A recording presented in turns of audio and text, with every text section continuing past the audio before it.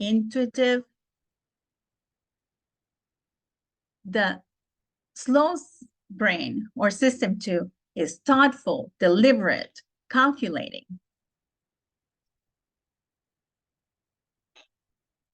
But what's really going on in there?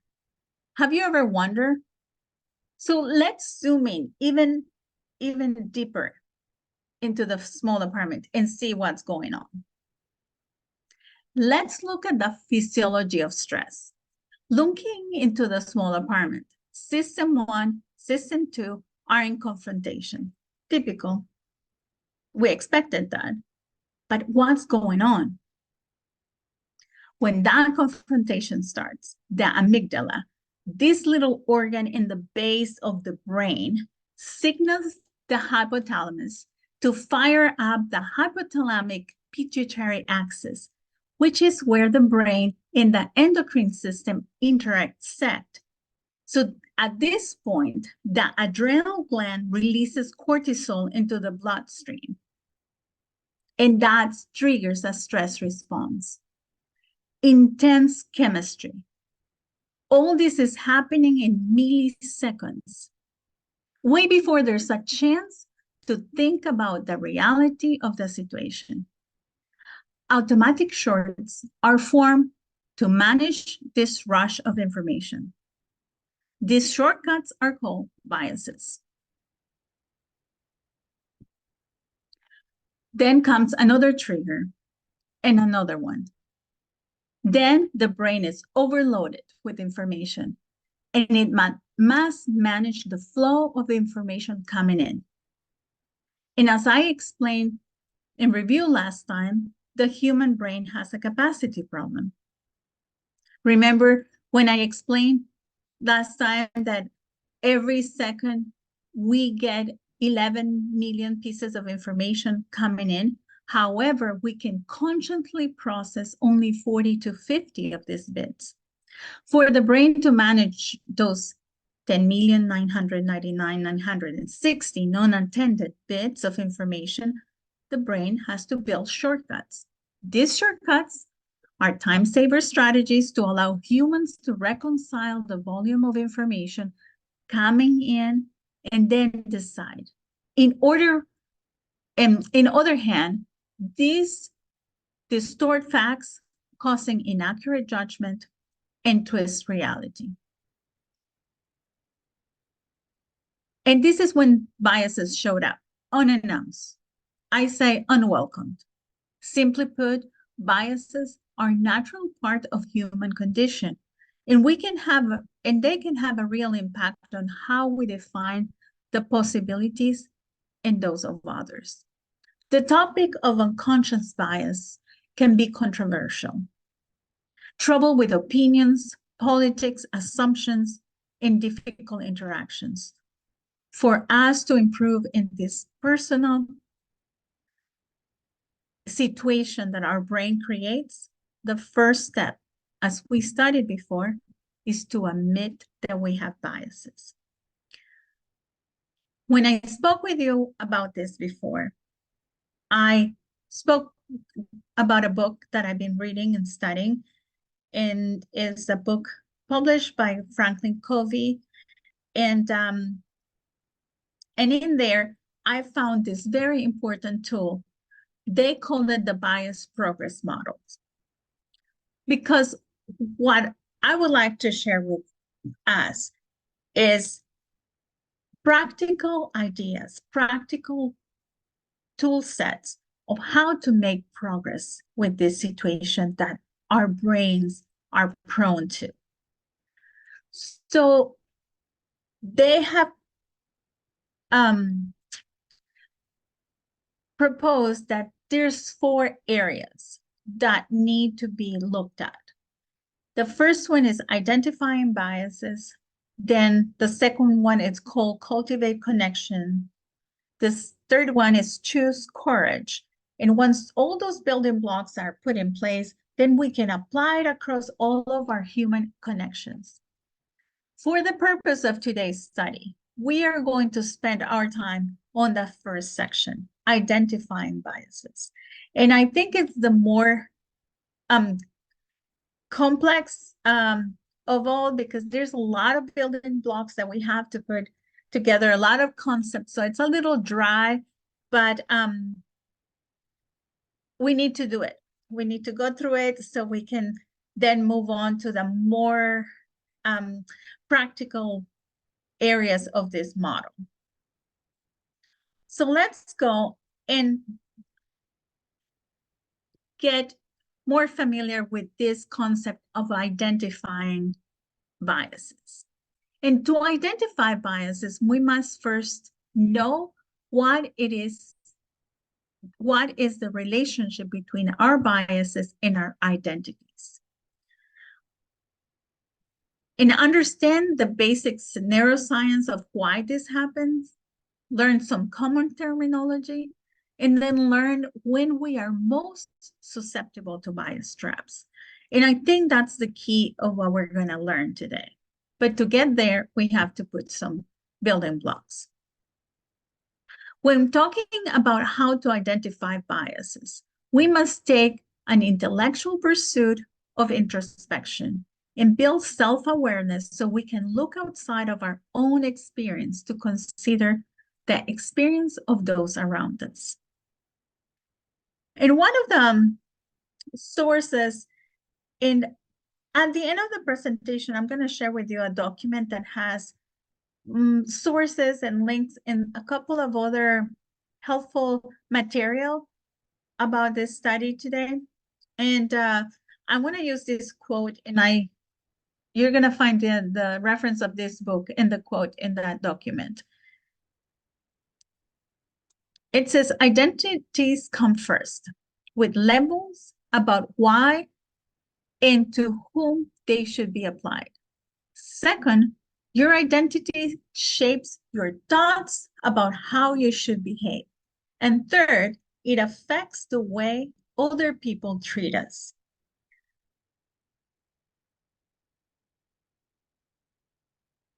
Identity is the qualities, beliefs, personality traits, appearance, and or expressions that characterize a person or a group.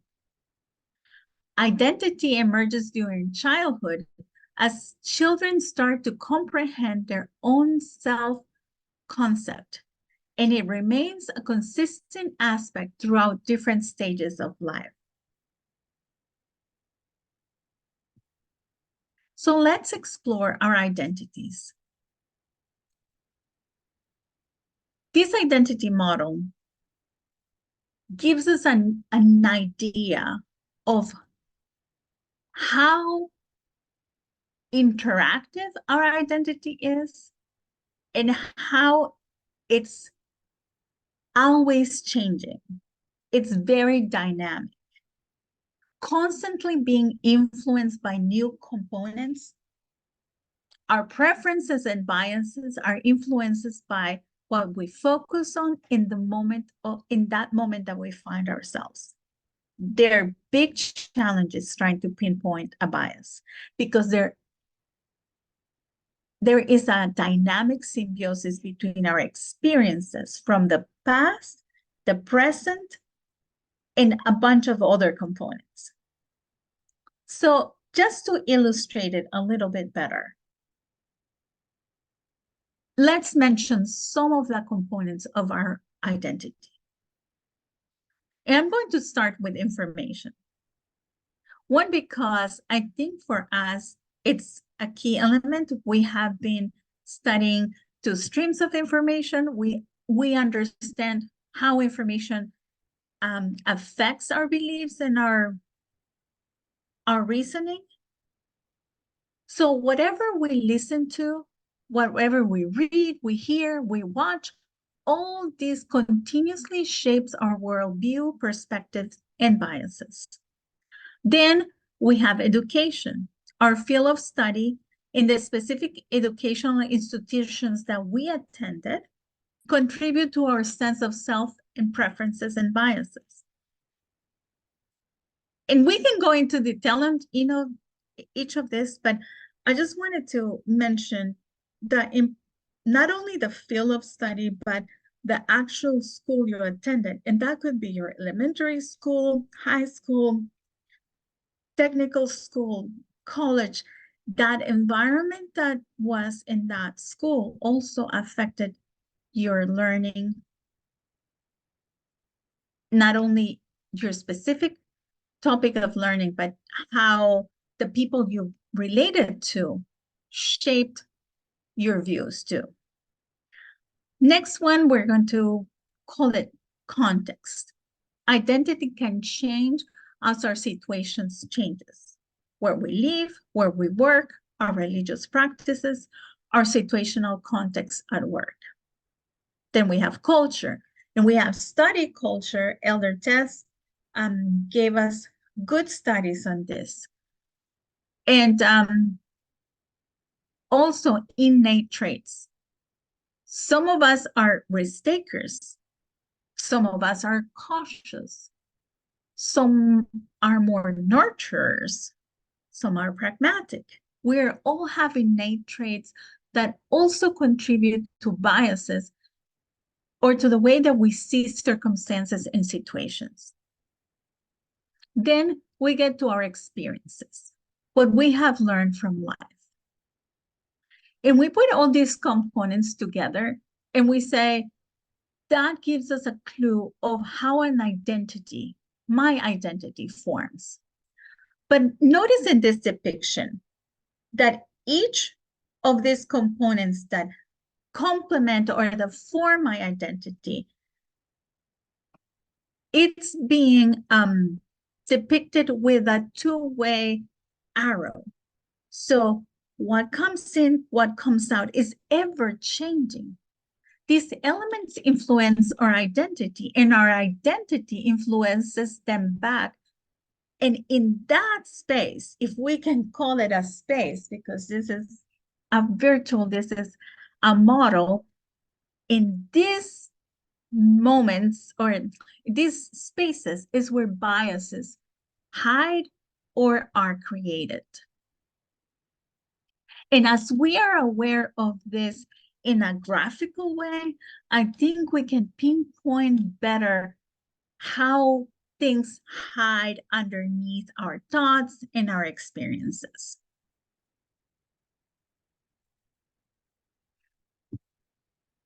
And then let's touch into this big issue that is within our identities. And it's called a single identity story. And it's a dangerous reality that we face. So let me ask you a question. What's the first thing that comes to mind when you saw the map of Haiti or saw the word Haiti? Anybody?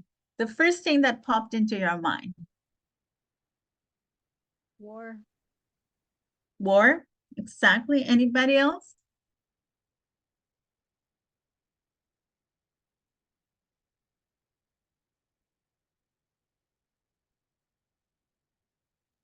Fear. Fear? Anybody else? Another thing when you see the pictures on the top. Earthquake. Earthquake. Very good. Anybody else?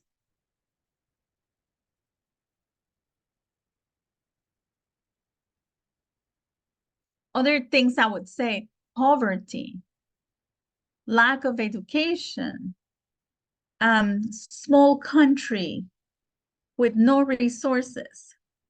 But have we ever thought of Haiti being the first Western Hemisphere nation, Black nation, that was able to get independence from Europe? We've never put that together as our first point of reference because we are comfortable putting a label on something and pinning it there and not looking for more information. So maybe this example didn't pan out well, but let me ask you this question. Would you be like to be known by one single action or one single word you have said or one single accomplishment? I'm sure we all have more than one story because our identities are formed by a multidimensional perspectives in different things that our life has taught us, that we've been exposed to. Have you ever heard these statements? Girls are not good at math. Men are insensitive. Most Asians are not good communicators. They are not as sharp as they used to be when they were younger. Short people cannot play basketball. Underlying each of these comments is a stereotype. And stereotypes hurt humans. So instead of focusing on a single story, for our benefit, we should concentrate on the whole person paradigm. And also Elder Tess taught us about the iceberg. What we see above the water level is barely 10% of what a person really is. To get to know somebody, we need to go below the waterline. Much of what we can see is the foundation of our identity, our education, some skills, family status, less visible facets of our personality and experience. There is often a disconnect between what people perceive about us and how we define ourselves. Each of us is a whole person with complex identities, engaging with one other whole person with similar layered identities. The danger of a single story is not just the ways we limit our own possibilities, but also how we might apply the single lens to others. To identify biases, we must dig deeper into identifiers both above and below the waterline to do the heavy work of introspection. Then we can understand how those identifiers affect our experiences with biases. So in the document that I'm going to send you an exercise. Because for us to explore our identity, we need to find the stories, the sources of our biases. The primary goal of exploring biases is to bring the unconscious to the consciousness so that we can improve the quality of our decisions and our relationships. Once we bring the unconscious to the forward, to that consciousness, we can name it. We can put a pin in it. We can put a name, a last name, get to know it. And I would encourage each of us to be courageous and name our biases out loud. When you are in your alone time, call them out, write them, identify them. Because as we call them, as I would like to say, with name and last name, they're going to lose the power that they are holding on us. And we can also do some analysis of it. Does this bias serve me? Does it limit my possibilities or potential to those around me? Does it impact an upcoming decision I have to make? And if it does, if it has an impact or weight, how do I avoid making decisions or behaving negatively in response to this bias in the future? If we can articulate the original story of that bias, where it comes from in our lives, where it began, where the root is, we are more likely to consider that story next time we encounter that bias.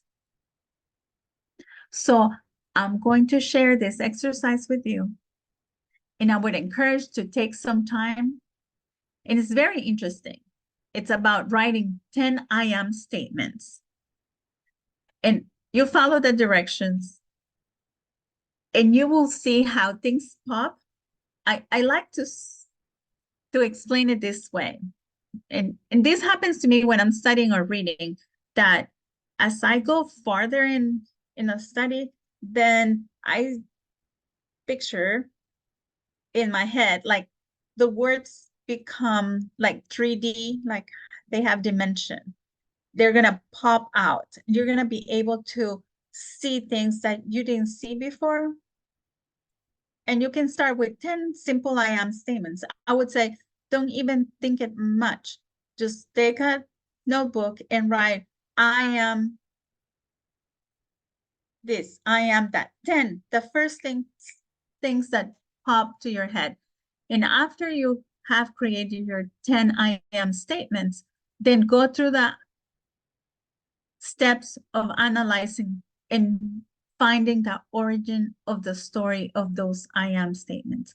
And I'll send that to you. It's going to be very interesting. I promise you that you're going to find out some things that you have not noticed before. And that doesn't mean that they're all bad or good. It's just make us aware where things come from.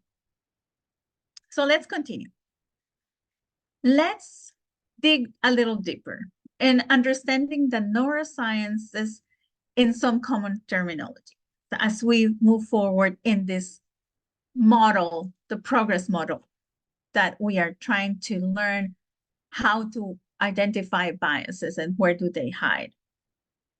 So let's see how this brain of ours creates biases. Now we know where they form, where they hide, but now how is this process, how they become a bias?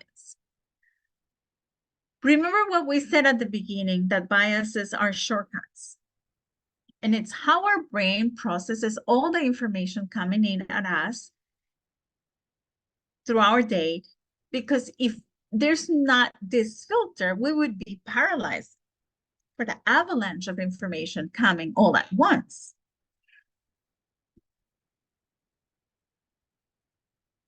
So what is it that happens in our brains that lead us to biases? Okay, to answer this, we need to take a tour of our brain. So we have identified system 1 and system 2. System 1 is the fast brain, primitive and emotional brain. And we're borrowing those terms from the secular world. And the system 2 is the slow brain, the thinking brain. The primitive brain is fight or flight, freezes with instinct. This part of our brain has our survival skills. This system is always putting people and places and things into categories. This person is good or bad. I can trust it or not trust it. Because that's going to give us that it makes us feel safe, right? So then the other component in the fast brain is the emotional brain. The emotional brain houses memories and experiences. It comes into our world when we are born as a blank slate. And it's programmed based on our values and our beliefs and our assumptions and experiences. Problems arise when the programming of those don't serve us well or limits us in our ability to correctly interpret and fully engage with the world around us. The emotional brain helps us to have empathy and feel connected to other people, but it can also make us irrational in our reactions and stimuli, but which have to stimuli about which we have high emotions. The thinking brain, we also know it as the slow brain, it's where higher level processing, problem solving, and creativity occurs. This part of the brain separates humans from the rest of the animals, gives us the ability to step apart from our own values, beliefs, assumptions, and experiences. We can see the world through someone else's eyes. We call that empathy. But note this, and this is very important. Even though when we are engaging the slow brain, focusing on a higher level processing, the primitive and the emotional brain, which we call system one, are still engaged. They're not giving us a break. They're taking information and doing their best to throw a wrench to the thinking brain and lose the concentration. When we find ourselves in certain circumstances, the power of those primitive and emotional parts of the brain, their overwhelming desire to keep us safe, can overtake the thinking brain in our ability to consciously process and act. And I don't know if it happens to you, but sometimes you're really trying to study something or reading a book or listening intently to study or news, and your brain just takes over because it heard something, a little noise, a little thought of something you didn't do, you didn't finish, and it's hard, and you have to go back and bring to the thinking. So even though we're at high level processing of thoughts, this fast brain is always engaged. And it's very important to have that in our toolbox. Let's talk about neuroplasticity, which is, to me, is the hopeful part of the study. Neuroplasticity is the brain's ability to create lasting change at any age. We can use self-awareness to pause and examine whether our brains are acting from the primitive or emotional parts. We can access the impact of the biases on ourselves and in others. Then we can choose how to proceed. This process builds new natural pathways in our brains and becomes a habitual lens in our own decision making. It's like making a new route, tracing a new street. We can leverage on neuroplasticity to forge new pathways that take us and help us to mitigate negative biases. So while biases is a normal part of how our brains work, so is neuroplasticity. This means that when we manage to identify biases in our views, interactions, or decision makings, we can act. We can use these steps that we've been learning through as we can negotiate with our brain processes on how to handle the biases. This model, I'm trying to see if I could find an illustration, but let's think of an odometer in your car. So when you are accelerating and you veer to one side or the other, you can get the car to do things, right? To get a higher speed, to move in a curve. So when we are dealing with biases or past experiences that take us to a bias, where have been damaging to us, like abuse, harassment, slighting, those are in the full danger zone.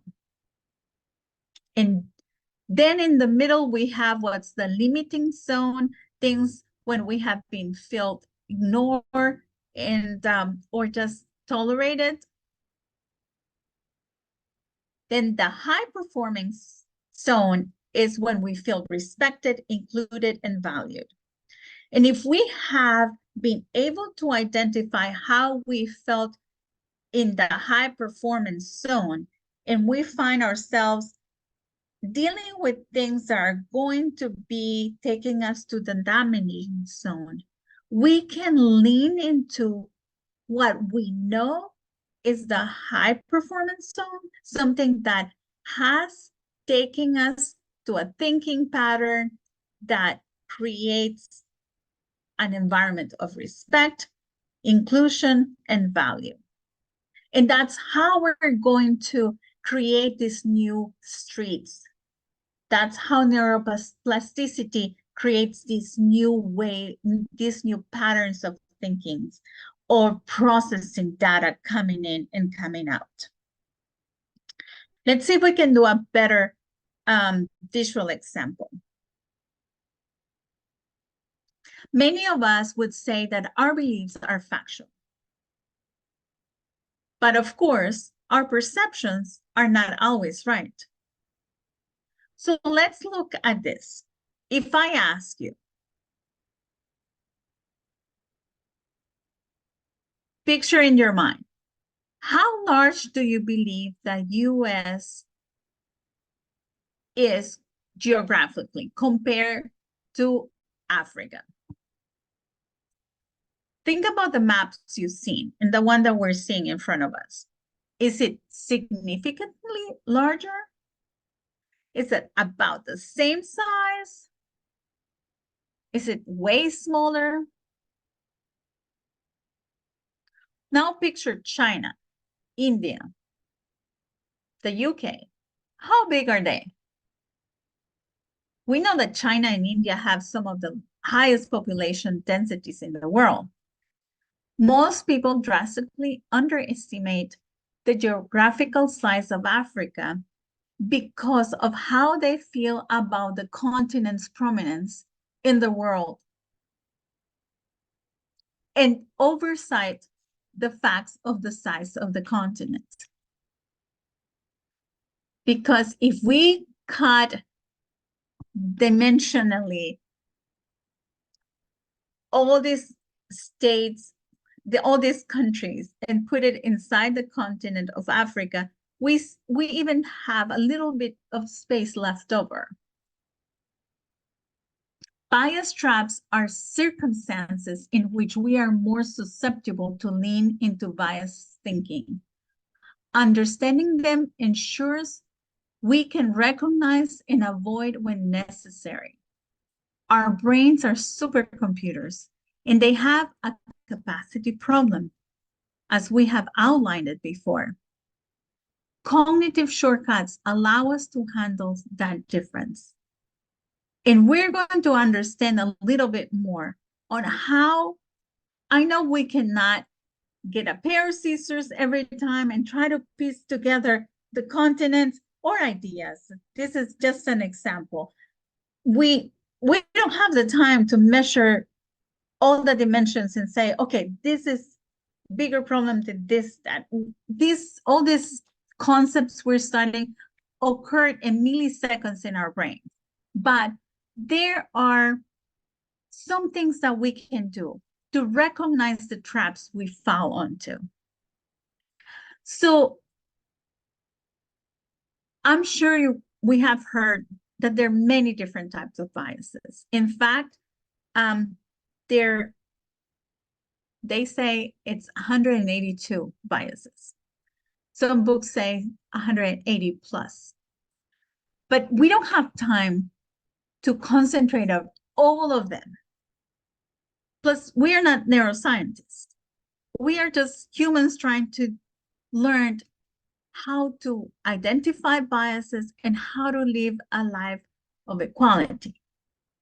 So for the purpose of this study, let's work on learning to identify biases. And there are three main traps that represent common circumstances when our brains are more susceptible to biases. And those are information overload, feelings over facts, and need to speed. And the context clues are very straightforward in these three categories. But let's look into it with putting some of the biases that belong in those traps. So we can do like real examples. When we are in these circumstances, the brain pushes more information to the side to focus on those 40 bits of information per second that it can process. And in that process, our brain sometimes pushes aside important pieces of information.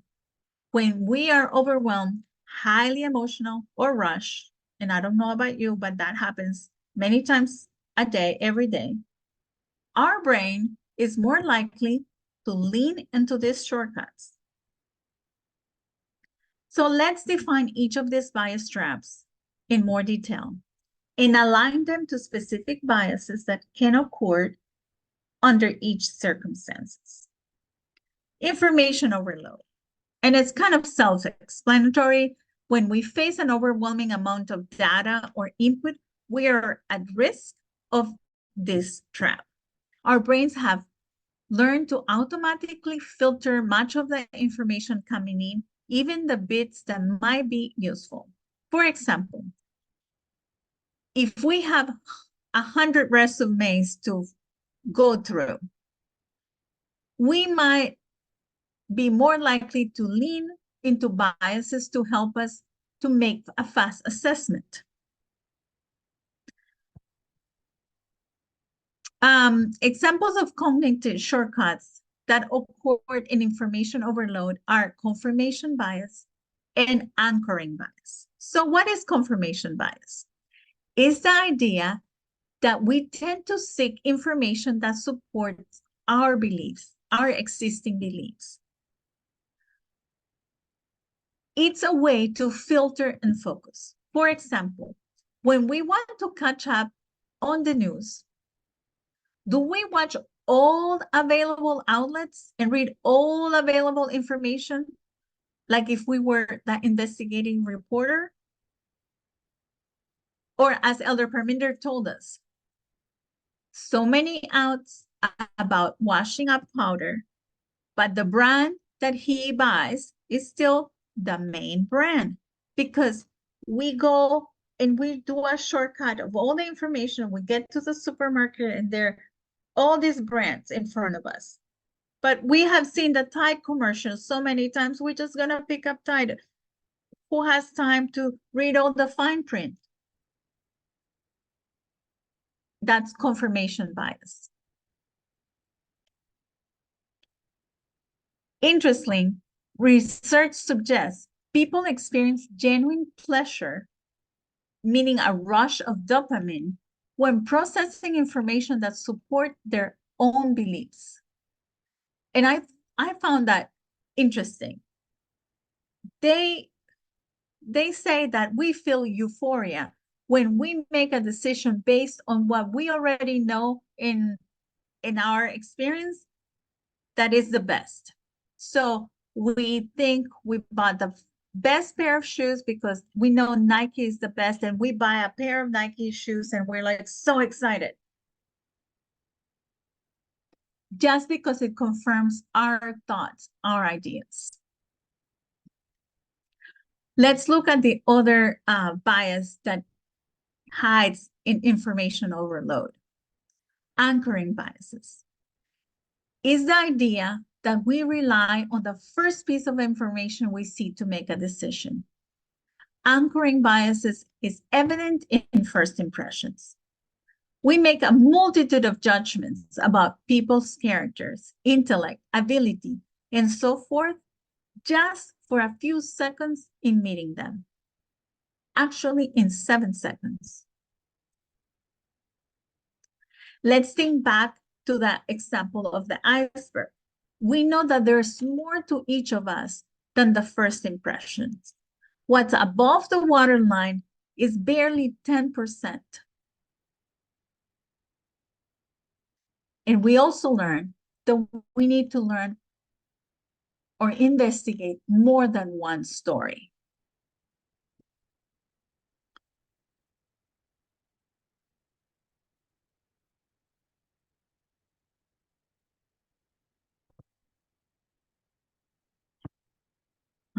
Sorry, I'm having a little technical slag here. Okay, there we go.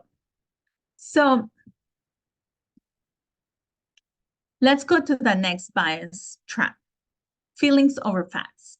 Again, the context clues are kind of straightforward. Feelings over facts come about in common biases. 2 common biases in this group are in-group biases, in-group bias, and negative bias.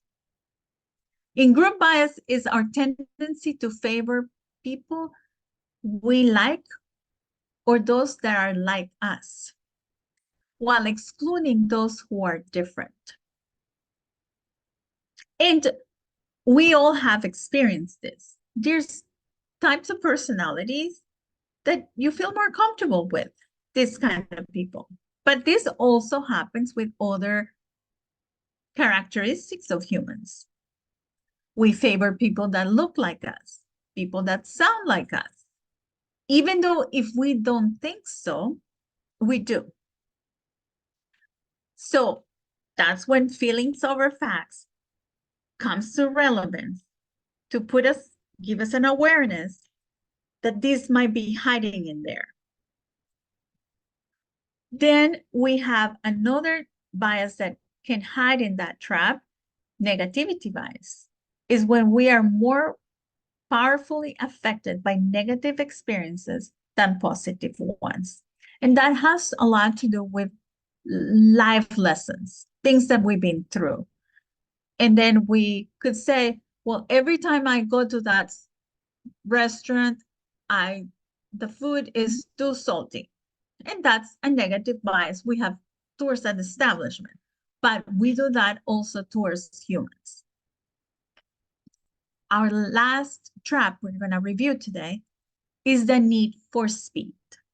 And I am sure that we all find ourselves in this situation many times, even each day. And this occurs when we have to act quickly. Sometimes it's needed.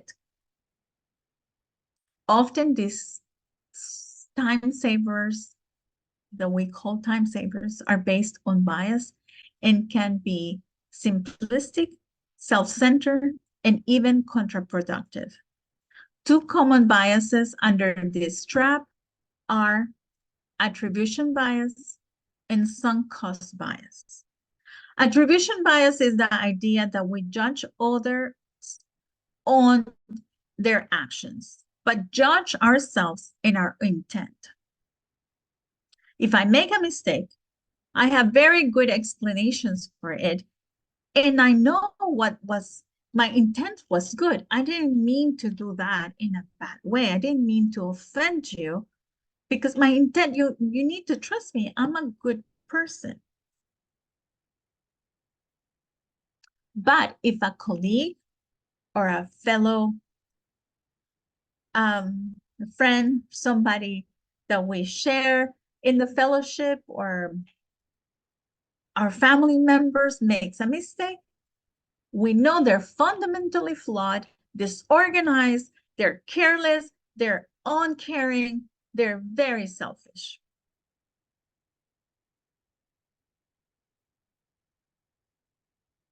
The next one is sunk cost bias.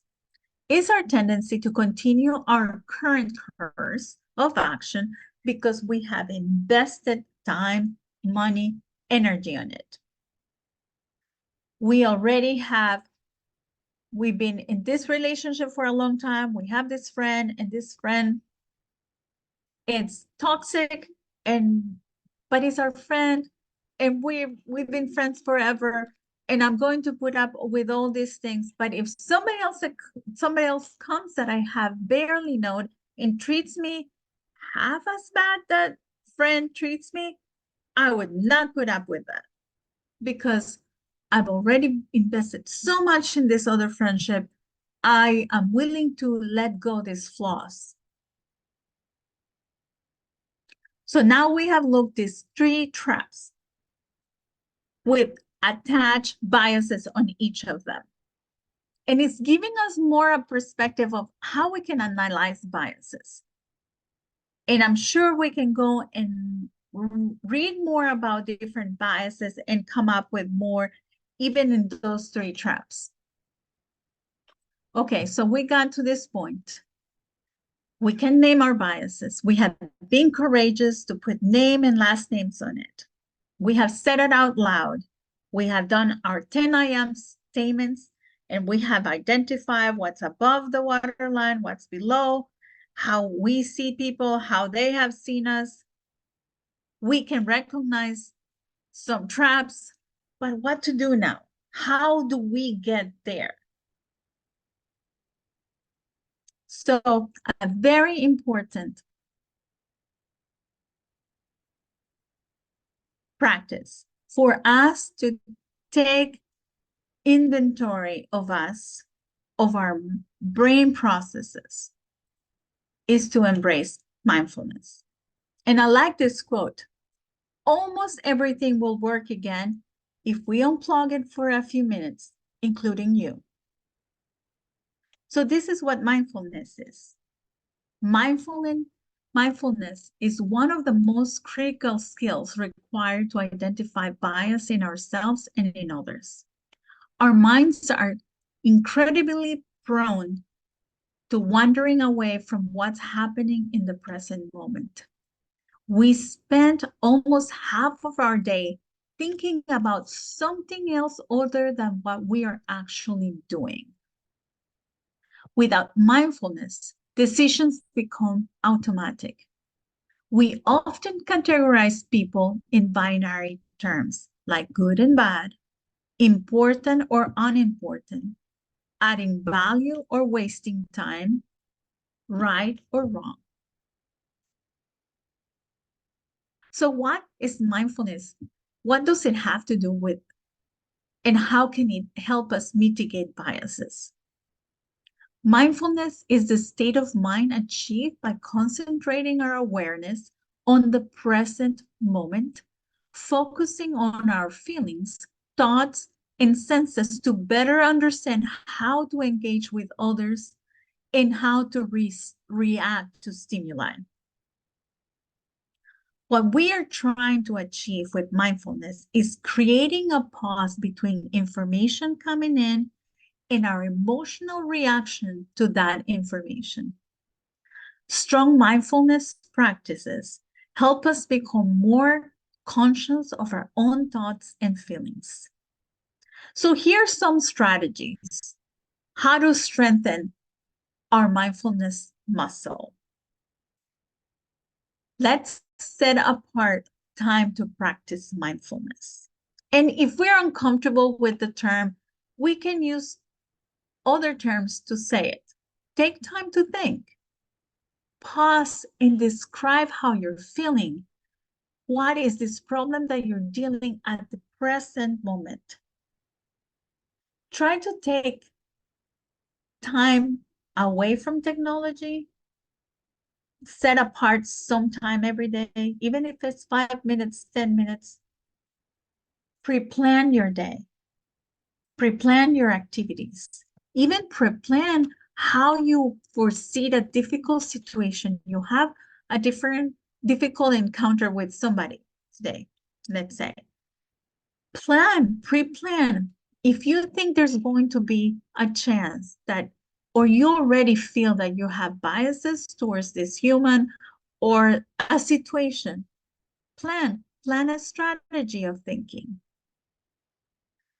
This one, I think it's so important. Zoom out the big picture. Take yourself out of that big problem over there and step in this moment right now and see it from over here. Sometimes when we are outside the picture, we can see a panoramic view and gives us some clues on how to approach that. And also set intentions.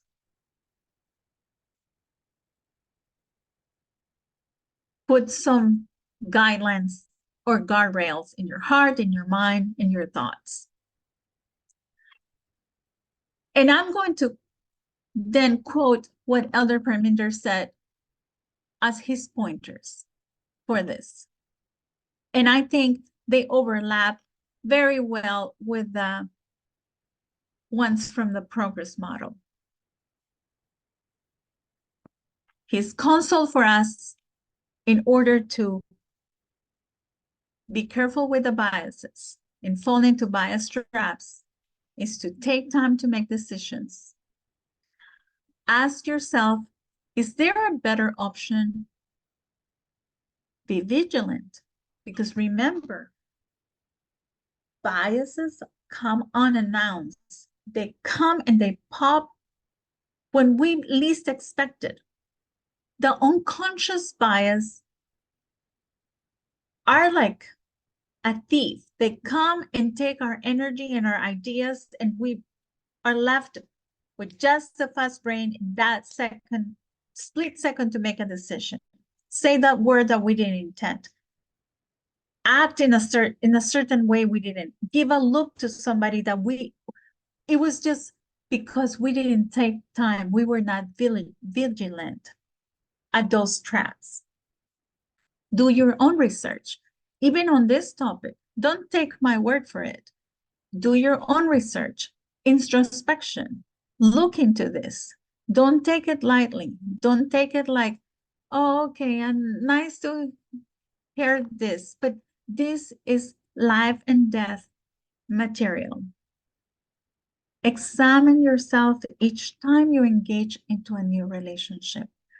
Every time you have an encounter with a new human in your life, even something casual, something more in depth, a new friendship, a new business relation, a new member of our groups. Every time you encounter somebody, examine yourself and try to come up with strategies to not have those 7 seconds to put a label on somebody. Give time so we can learn more than one side of the story of that human, that it could be dimensional. A human is somebody that has many dimensions. We cannot judge somebody just by one story. It is so important to think about that. And we conclude the review of the scene of this movie with our 2 actors in there. And we know that this study is directly related to the study of the nature of humanity. And I want to conclude this reading the quote that we are very familiar with. And because there's no better way to conclude this section than to read this quote.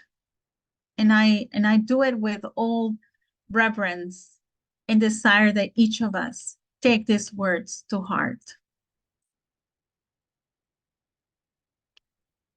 It's from Step to Christ 47.1. What you need to understand is the true force of the will. This is the governing power in the nature of humanity, the power of decision, or of choice. Everything depends on the right action of the will.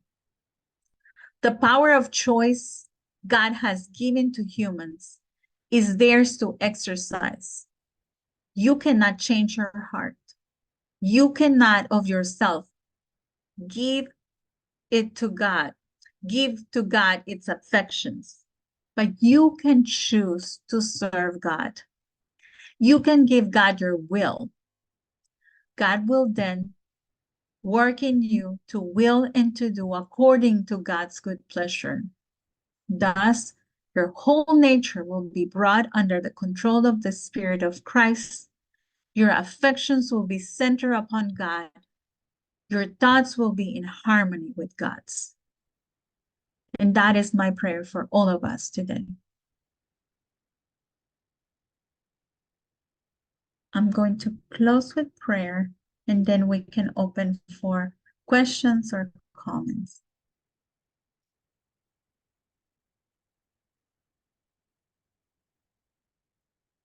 Our God in heaven, I praise you today for your goodness, for your mercy, and for your forbearance. We recognize you as our creator and our redeemer. And as we approach the big test ahead of us, we want to be clean from any shadows of sexism, racism, patriarchy, homophobia, anything that's hiding in our thoughts. We ask you to bring it up to our consciousness so we can work through this. Give us courage to name our biases, to define them, and those that are harmful to us and to those around us, that we can learn where they're hiding, where the traps are, that we can recognize them as they are approaching. And at that moment, that we can take time to make decisions. Because the decisions we make, how we treat other humans, are going to have eternal repercussion. May your Holy Spirit work in our hearts, in our minds. And again, we praise you for your forbearance and your mercy. Give us courage, Lord. In the name of Jesus. Amen.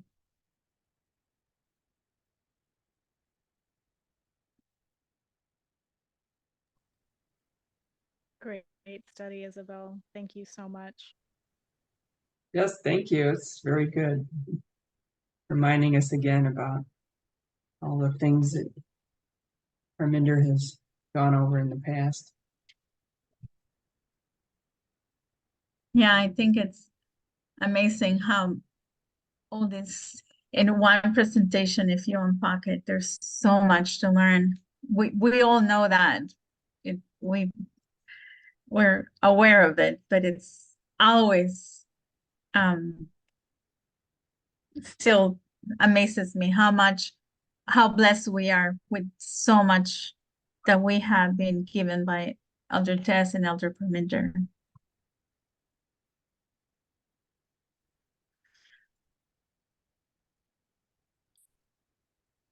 Very good. I'm gonna put One that more document. question. Sure, go ahead. Or comment.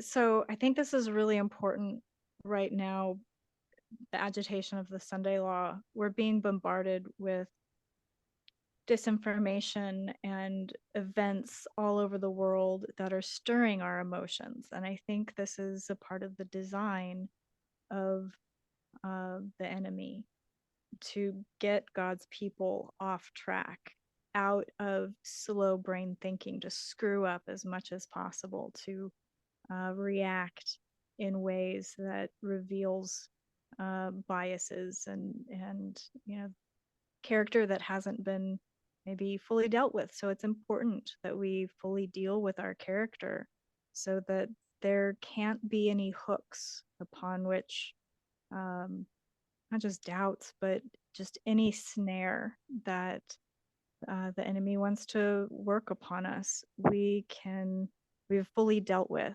So I don't know. I think that, to me, that's how I envision the ceiling, that we're not reactive to the plan of Satan, of the world powers that are coming together to work against God's message, God's people. So the more that we can be present, we can be mindful, I think we're going to be so much better off and better able to put the message into practice. That's all. Very good, Alisa. That is my,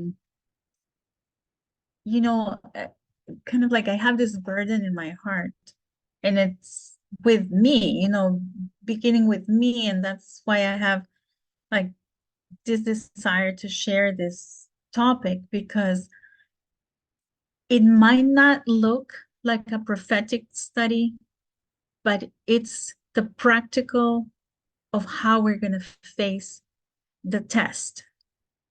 And for us to put in our toolboxes these steps to recognize the biases coming at us and learn to exercise in calling the slow brain, like, because the slow brain is kind of like lazy. That's how Elder Parminder explains it, right? Like, it's slow and lazy, and it's like, you have to pull it. Come, get engaged. Help me. Like, let's think to this process, because if we're reactive and the first thing that comes to our mind, we respond, and we let that get affected in our brains and our emotions, we're not going to be able to stand when the difficult decisions we have to make are coming. And in these traps, if we can recognize 2 or 3 of those traps, where they come from, it's going to be very healing for each of us to understand why I'm prone to have this bias towards this type of people, or this situation, or this word, or this type of information. Because if we know where it comes from, the more we know the enemy, let's say, let's put biases are our enemies. The more we know the enemy, we know that the tools, the weapons to use to destroy the enemy. So I just see like little things that pop in my head, and by the time I see it, it's already causing damage. So if I can understand how my body works and how the emotions, when the hypothalamic pituitary axis get engaged, and I feel the rush of the adrenaline or the cortisol coming in my body, like, I think we can get to the point, with God's help, to understand these physiological things in our bodies, and that gives us warnings. I think God created us that way, to give us warning and say, hey, stop sign, stop, think. And it's so important, because that's how we're going to be able to withstand the test that is at the door. And I pray that each of us have all the tools necessary to pass the test. In that regard, I'd like to share that in order for us to see other human beings the way God wants us to be able to see them, we have to use a slow brain and understand that the value that God places on humanity. And it's a prayer I've been praying for many decades, that God would help me to be able to see other people through their eyes. And in order to do that, you actually have to unpackage this whole thing with the biases, and understand how to recognize that it's a bias, and to be able to, think past it and recognize that, as you've already said more than once, there's a lot more to a person than what you might see on the surface, or whatever your first experience is with somebody. Yeah. Thank you. Yeah. Thank you.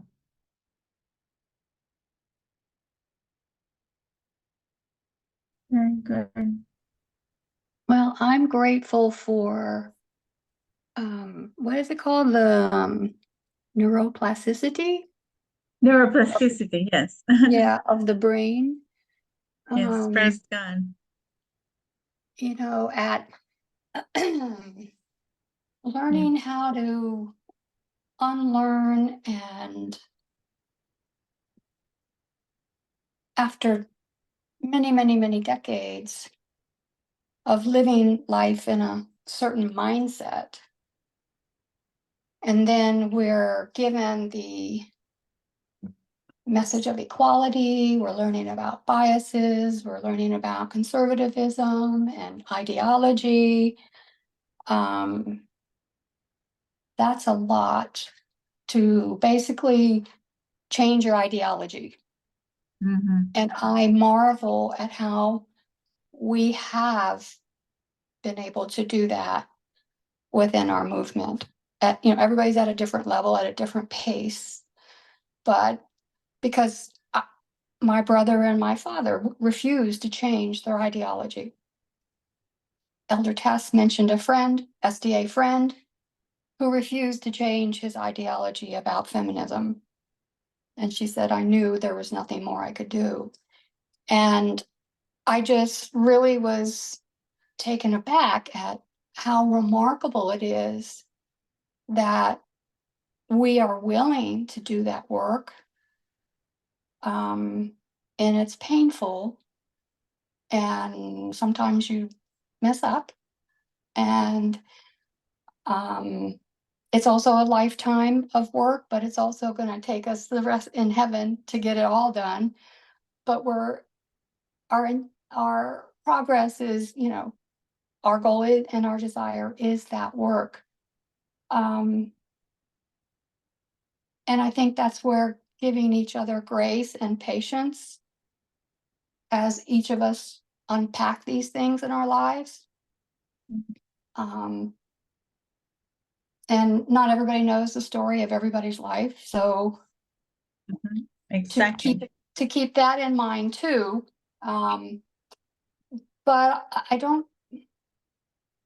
I would like to just mention unconscious biases that you're not even aware of. And when one comes to light, it takes you back and you're like, whoa. And so you decide, are you going to explore that, or are you going to dismiss that, or whatever? So you have that choice. And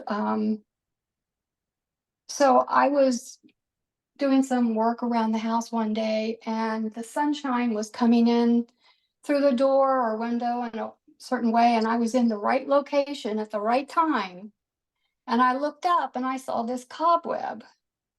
And I'm like, this isn't a new cobweb. This cobweb's been there a while. I just never saw it. And so for me, that was like a little parable for when I was learned about an unconscious bias that I had. And it was like, oh, okay, it wasn't there. I didn't see it. It was there, but I couldn't see it. And then that little cobweb thing kind of made like a little parable for me about it. So it is an important work. And we have the lines and the methodology, and we have each other to encourage and walk this together. So thank you for your study, Isabel. It was very nice. Yeah, thank you. God bless you. God bless you all. And I'll send you the document. And in there's TED Talk of this writer about the topic of a single story. And I would really recommend to listen to it. because it gives you the dimension of how we are so easily driven by and confirmation bias is something we know. We put a label on that person and we move on. But there's so much more there, and it's very interesting. Yeah, it affects us all. Yeah. Whether we have conscious or unconscious biases, everyone has them, and not all biases are wrong, right? We believe the movement is the right movement. That's Yeah. a bias. Yes. So that's it's not unusual, you know what I mean? It is part of our makeup. Yeah. Isabel? Very good. Yes, ma'am. So Mary. hi. So Hi. I have a question. So I'm listening to all this and I'm just wondering how much of lack of diversity helps to deepen those biases. And I'm asking that because when one is only exposed to a certain type of, one way of doing things, or you're exposed to being with the people of you, for lack of a better word, of your kind, Yeah. Mhm. people you like. So you tend to form some habits and presumptions. And I think that lack of diversity helps deepen those biases. The more you interact, the more you expose yourself and get to know, other things, other ways of doing things, or see other stories, see other stories, examine them. I think that one also helps to open up those deeply set beliefs, ideas about other people, other things. So my thing is, how much is lack of diversity helps or facilitate biases? It's like I don't know if last time I presented, I also gave that exercise about the trusted 10 to put in an idea of who are the people that we trust the most, and that gives us an idea of how diverse is our world. Because, for example, I was born in Venezuela, and my mom is from one country, my dad is from another country, and I am used to being around people from different countries, but all the countries that I am represented by are Spanish-speaking countries. So I am more comfortable when I am around people that speak Spanish, and I already have biases because it's my comfort zone. But I'm not going to be a complete person, not only because I speak other languages, but if I just stick to the same kind of people, right, that I am comfortable with because the language, because I can tell the jokes in an easier way or relate an experience in in a same way that everybody is going to understand me, or easier to understand. But that doesn't mean that that's correct. If I represent a minority group and I stay in my minority group, I am offender of having bias against the other groups. So I think I cannot give you a number, Mary, of how inclusive your world has to be in balance. But I think that doing an inventory of how inclusive our world is, and we can do that also as a group, or like we can see how diverse we are. And in the movement, it's hard to say, well, we are only going to accept people from this country or that state, or we cannot do that. So sometimes we're in a circumstance that in a group of people or co-workers or the people you to relate, you cannot pick the percentages to make it even. But I think the healthy way to manage that is to be open to get to know other type of humans, not only stay when it's comfortable, because I think we're going to be able to destroy biases by allowing ourselves to be in uncomfortable situations, not unsafe situations. I'm not saying that. Safe, but uncomfortable, because that's what's going to open up our eyes. Because if we look at this model of the identity, each of these little bubbles outside make who we are, right? And our experiences are so important in our cultural context, the information that comes in, our education. When I was talking about education, it was so interesting.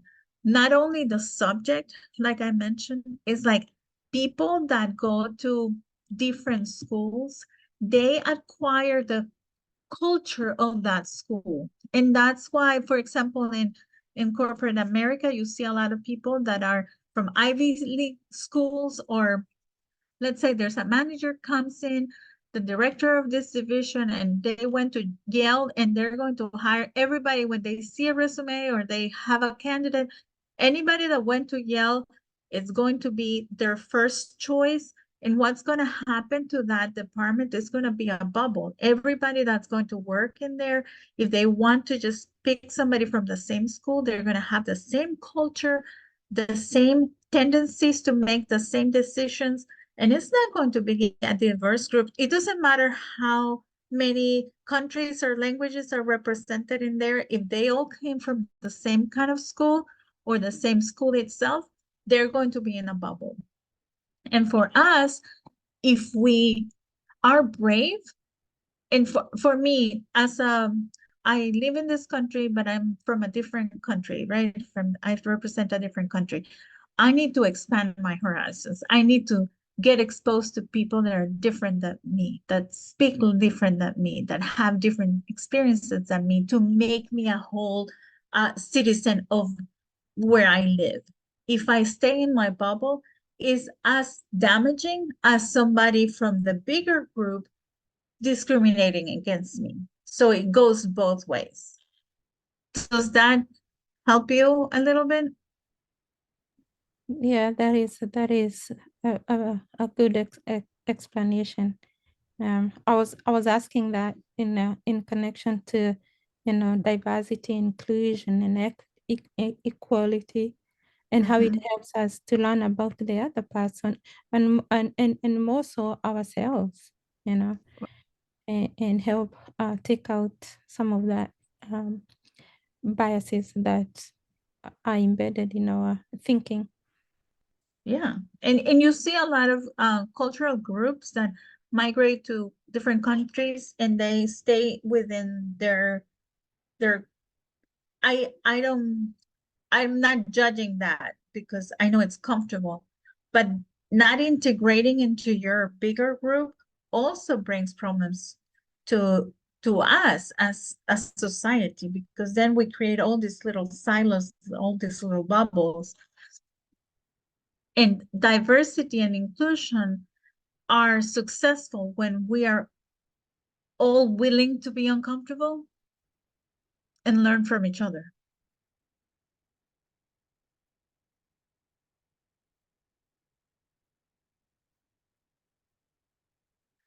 Okay. Anybody else? Do we want to go to nighty night and see each other tomorrow?